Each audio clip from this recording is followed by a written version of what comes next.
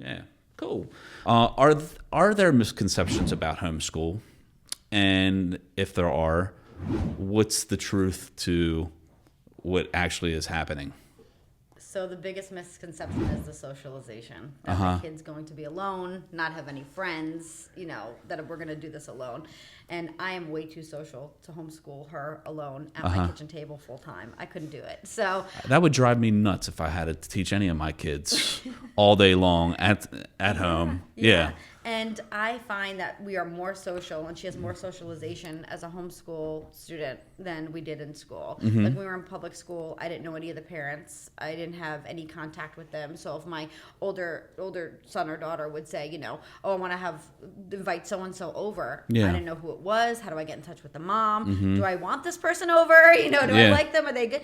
I didn't know them. I know everybody who she hangs out with. I know all the parents. I know, and we're part of so many activities, different things that we do. And Hartford County, the homeschooling community is really rich. I mean, there's so many people who do it. Yeah. And so the friendships are there, and we're able to build, based on what we have in common. So I have friends, all my friends homeschool, and most of her friends are all homeschooled. Well, isn't that the truth? Like with parenting, is that we just become the friends of the parents of their friends. Yeah. But what a great way to have something just so in common with one another that you guys kind of understand each other and what you're trying to accomplish. And again, you're talking about using what you think is effective and throwing out the rest and bouncing ideas off of each other and all that. Yep. And another big misconception is the parents thinking, well, I'm not a certified teacher. I can't do it. I'm not qualified to do it. And that's a huge misconception. I mean, parents are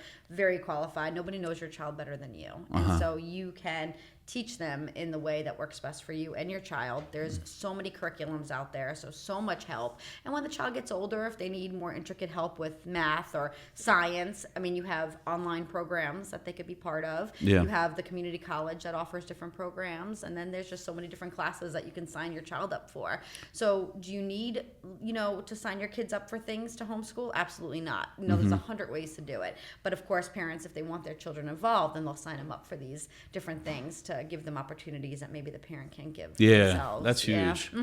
Yeah. And I think too, like, I mean, do you ever have to teach something that you don't have too much of a grasp on, and you have to learn it yourself before you can teach it? All the time. and that's the best way to learn, is to teach. Yeah, I feel like I'm learning along with her, which is really cool. So it's like I'll learn about these things as we go. Like I didn't know about Africa in so much depth about, like the locations and landmarks and, where certain countries that I've never heard of, like Lesotho, like, where is that located?